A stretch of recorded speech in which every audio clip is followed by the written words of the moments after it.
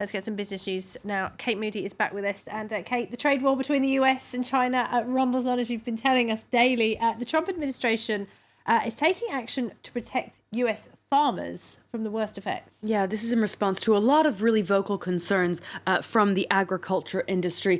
The Trump administration has now announced a further $16 billion in emergency aid for farmers. They received an $11 billion bailout last year. Now, the U.S. Agriculture Secretary said the financial aid would ensure that farmers don't bear the brunt of the tariffs. Sonny Perdue said the first payments would come in July or August, by which time he did not expect a deal to have been reached between Washington and Beijing. American agricultural products have been singled out for retaliatory tariffs by China and other countries in a direct attack on the president's supporter base. Well, the New York Federal Reserve says that President Donald Trump's trade war with China will cost U.S. consumers an average $831 per household. Research by the International Monetary Fund has also suggested the lion's share of the tariffs have in fact been paid by U.S. importers. It's a side effect that the American president himself insists isn't true, but business owners say they're increasingly feeling the weight of the government's trade policies. Shirley Sitbon reports. Don't believe the trade war is pushing prices up? Check it out for yourself in stores like this one in Wisconsin. The owner of this bike shop compares similar models bought before the first wave of tariff hikes last year and after that hike. These are about like $360 and a very similar bike, different color, not much change. We're looking at about like $390 on this guy, so more increase than typical by a couple times. And consumers have noticed the difference. I'm not going to buy a bike right now until things settle down. But that's only the beginning. Until now, many companies like this bike designer absorb the change in prices. They won't be able to continue, especially if tariffs are raised again. And they can't just change their suppliers, as recommended by President Donald Trump. Now, that industry lives and breathes in China. It doesn't exist anywhere else. This U.S. company based in China makes vinyl tiles. It faces the same uncertainty over the short and long-term effects of the crisis. If the 25% goes into effect and persists into the fall, then for sure layoffs will happen for us and for many of the people in our industry. Here, too, the product is specific to China, and the company is not planning a relocation, at least for now. Well, meanwhile, the tech industry is increasingly involved in those tensions as countries and companies choose sides in the Huawei debate. Panasonic is the latest high-profile name to confirm it will stop providing parts to the Chinese tech giant in compliance with new U.S. regulations. Washington has granted a 90-day grace period to an effective ban on sales or transfers of technology to Chinese manufacturers, but the likes of chipmaker ARM, as well as mobile operators like Vodafone, have already distanced themselves. Well, both Huawei and Beijing have said they don't pass information between them, but U.S. Secretary of State Mike Pompeo stepped up the rhetoric on Thursday in an interview with CNBC, accusing the company of lying about its ties to the government. I mean, that's just false. That's just false. To say that they don't work with the Chinese government is a false statement. There's a law that they must work if asked. He's required to, by Chinese law, to do that. So it's just the Huawei CEO, on that at least, isn't telling the American people the truth, nor the world.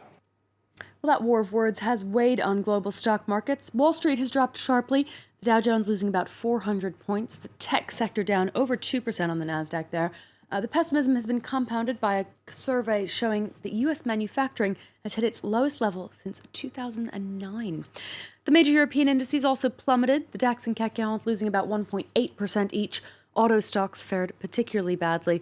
Shares of the UK's Royal Mail plunged 11% to an all-time low. Oil prices have slumped about 6% there. You can see US WTI trading at $57.74 per barrel there. International Brent at $67.50. Investors seeming to be braced for a longer trade war than they had hoped. Also some signs that Middle East tensions may be moderating. The U.S. Federal Aviation Administration has opened a summit with flight safety regulators from 33 countries around the world to discuss the future of Boeing's 737 MAX fleet. The FAA's director has suggested the planes may remain grounded for the foreseeable future, far longer than the manufacturer or airlines had hoped. Boeing has yet to formally submit its proposed software fix for validation, and the U.S. regulator is unlikely to rush the approval process. It itself has been singled out for criticism for being too lax in checking Boeing's safety features. Pilots and regulators around the world say they want better training and more clarity about the features on the MAX planes before they're allowed to fly.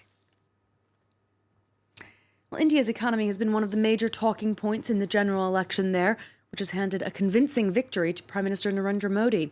But his economic policies have been controversial. Anka Ula takes a look. Under Prime Minister Narendra Modi, India's economy has surged. Forecasts say it's grown nearly $1 trillion since 2014 and is on track to become the fifth largest economy in the world. Foreign investment has also nearly doubled since Modi took office. But overshadowing the successes, a record unemployment rate, the highest in more than 40 years. Nearly 19% of urban males between the ages of 15 and 29 are out of a job, as are 27% of women in the same age bracket. A report by the All India Manufacturers Organization said the job losses were mainly due to two economic policies passed on Modi's watch: demonetization and the goods and services tax. At the end of 2016, Modi's government unexpectedly pulled 86% of the country's cash from circulation.